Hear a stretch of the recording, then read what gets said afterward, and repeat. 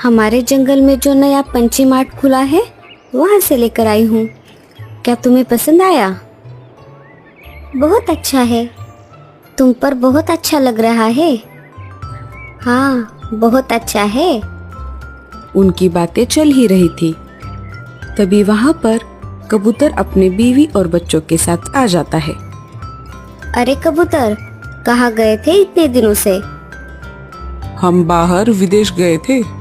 मेरे बड़े भैया विदेश के जंगल में रहते हैं ना, बहुत दिनों से वो हमें बुला रहे थे, इसीलिए इस बार हमने जाने का प्लान बनाया था। आपका अच्छा है, आपके दूर तक रिश्तेदार हैं।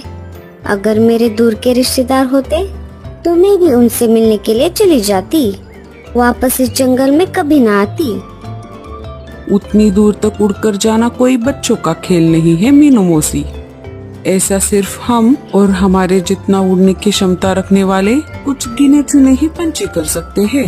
वो आपके बस की बात नहीं है मीनू मौसी, आप रहने दो।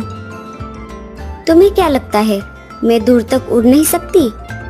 अगर ऐसा है तो चलो उड़ने की कंपटीशन रखते हैं। अरे मीनू मौसी, इतनी छोटी सी बात के लिए कंपटीशन की क्या जरूरत है? अब जाने भी दीजिए, ये बात हम यहीं पर खत्म करते हैं। नहीं नहीं, ऐसे कैसे? अब तो कंपटीशन करनी ही पड़ेगी। तभी वहाँ पर कालू कौवा आ जाता है। क्या क्या किसी ने कंपटीशन कहा? लेकिन मामला क्या है, कोई बताएगा मुझे? मैं बताती हूँ आपको कालू भैया।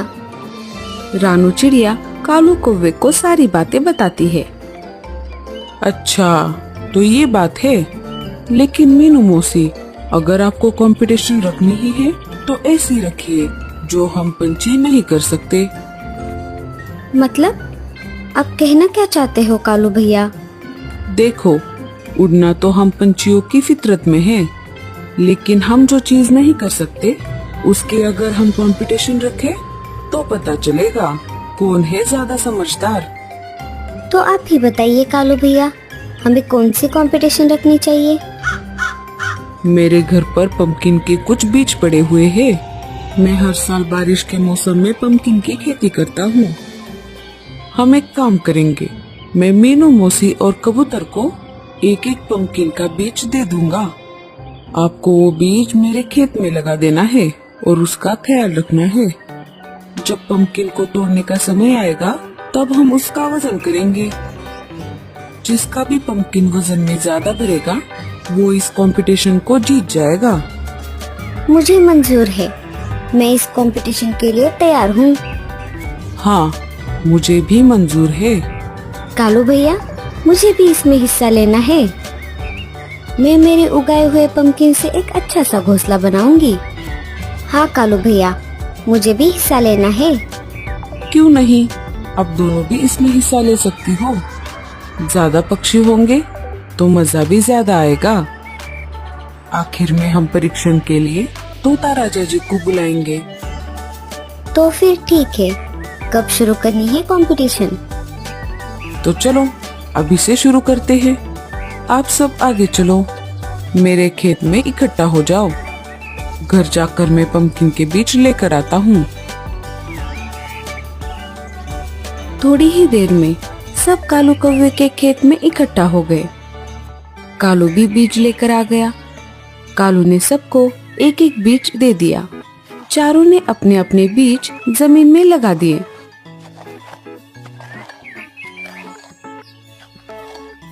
कंफ्यूजन ना हो इसीलिए कालू ने हर एक के बीज के सामने उनके नाम की नेम प्लेट लगा दी, ताकि आखिर में पता चले कि कौन सा पंपकिन किसका है। ऐसे ही दिन बीतते गए। चारों अपने अपने पंपकिन का बहुत अच्छे से ख्याल रख रहे थे। लाडो अपने पंपकिन के लिए ऑर्गेनिक खाद का इस्तेमाल कर रही थी। मीनू मौसी बाजार से लाए हुए खाद का इस्तेमाल कर रही थी। रानू चिड़िया गोबर के खाद का इस्तेमाल कर रही थी। और आखिर में कबूतर यूट्यूब पे वीडियो देखकर अपने पंपकिन का ख्याल रख रहा था। कुछ दिन और गुजर गए। फिर एक दिन रात के समय मीनू मौसी अपने पंपकिन को पानी देकर घर लौट रही थी। तभी उन्हें जमीन पर एक इल्ली उनके पंपकिन की ओर जाते हुए दिखाई दी। वो उनके पंपकिन में जाने ही वाली थी। उन्होंने उसको रोक लिया और उससे कहा, अरे ओ इल्ली की बच्ची, तेरी हिम्मत कैसे हुई मेरे पंपकिन को खाने की? अगर तुझे खाना ही है तो उस कबूतर के पंपकिन को खा। ठीक है, मुझे क्या, मुझे तो सिर्फ अपना पेट भरने से मतलब। इल्ली मीनू मौसी के पंपकिन को छोड़कर कबूतर के पंपकिन में घुस जाती है। मीनू मौसी ने उसको कबूतर के पंपकिन के नीचे से जाने को कहा, ताकि किसी को पता ना चले कि अंदर से कोई इल्ली उसे खा रही है। कुछ दिन और बीत गए। एक दिन कालू कौवा सबका हाल पूछने के लिए खेत में आ गया। तो कैसा चल रहा है सब? अरे वाह, कबूतर का पंपकिन तो सबसे बड़ा है। लगता है इस कंपटीशन को यही जीतेगा। सारे पंपकिन में कबूतर का पंपकिन सबसे बड़ा था। मीनू मौसी को बहुत जलन हो रही थी और वो डर भी गई। अगर कबूतर कंपटीशन जीत गया तो जंगल के सारे पंछी मीनू मौसी को चिढ़ाने लगेंगे और कबूतर की वाह वाह हो जाएगी। कबूतर के पंपकिन को इल्ली अंदर से खा रही थी, लेकिन फिर भी उसका पंपकिन दिन ब दिन बड़ा हो रहा था। थोड़े ही दिनों में पंपकिन को तोड़ने का दिन आने वाला था और उसी दिन कंपटीशन का रिजल्ट भी था। मीनू मौसी अब टेंशन में आ गई। उन्हें कुछ समझ नहीं आ रहा था।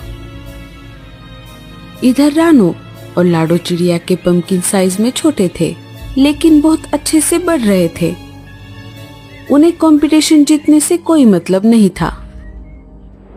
मीनू मौसी को कैसे भी करके कंपटीशन जीतना था और वो इसके लिए किसी भी हद तक जाने को तैयार थी। जिस दिन रिजल्ट था उसके एक दिन पहले की आधी रात को मीनू मौसी चुपके से खेत में आ गई।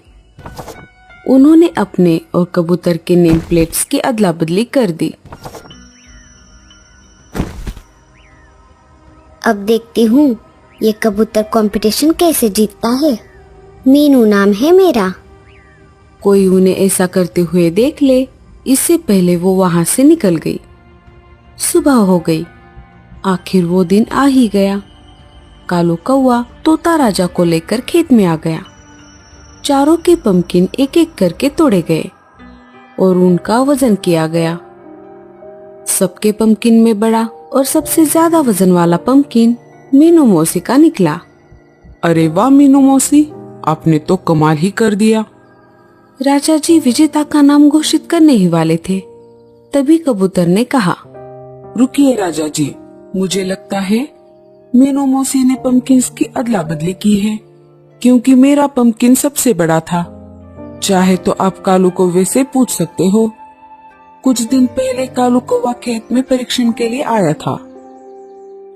क्यों कालू, क्या कबूतर सच कह रहा है? हाँ राजा जी, मुझे भी दाल में कुछ काला लग रहा है। मौसी, ये सब क्या चल रहा है? क्या सच में आपने पंपकिन्स की अदला बदली की है? नहीं नहीं राजा जी, ये मेरा ही पंपकिन है। अरे ओ कबूतर के बच्चे, तेरे पास क्या सबूत है कि ये तेरा ही पंपकिन है? राजा जी, मेरे पंपकिन के सामने मेरे नाम की नेम प्लेट लगी है। यही मेरी सच्चाई का सबूत है। कबूतर, ये गलत बात है। बिना किसी सबूत के तुम ऐसे मीनू मौसी पर कोई इल्जाम नहीं लगा सकते। चलो, अब समय ना गवाते हुए मैं मीनू मौसी को विजेता घोषित करता हूँ। जैसे ही राजा जी ने ऐसा कहा, मीनू मौसी के पंपकिन से वही इल्ली बाहर आ गई। जैसे ही वो बाहर आ गई, पंपकिन से सारी हवा निकल गई। सारे ये देखकर चौंक गए। राजा जी ने अपना फैसला बदल दिया। मीनू मौसी के पंपकिन के बाद कबूतर के पंपकिन का वजन ज्यादा भर गया। कबूतर इस बात से ज्यादा खुश हो गया और मीनू मौसी को चिढ़ाने लगा। क्यों मौसी, आखिर जीत ही गया मैं। राजा जी कबूतर को विजेता घोषित करने ही वाले थे, तभी उसके भी पंपकिन से एक इल्ली बाहर आ गई और उसका पंपकिन भी फुस हो गया। कबूतर के पंपकिन को इल्ली अंदर से खा रही थी। मीनू मौसी कबूतर पर हंसने लगी और दोनों भी इस कंपटीशन से बाहर हो गए। लाडो ने ऑर्गेनिक और रानो ने गोबर के खाद का इस्तेमाल किया था, इसीलिए इल्ली उनके पंपकिन में नहीं जा सकी।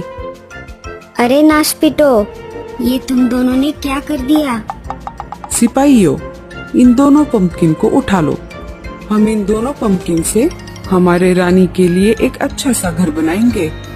आखिर में रानू चिड़िया का पंपकिन वजनदार और स्वस्थ था। राजा जी ने रानू चिड़िया को विजेता घोषित कर दिया। तो दोस्तों, कैसी लगी आपको हमारी ये कहानी? और स्टोरी अच्छी लगे तो लाइक और शेयर जरूर कर देना।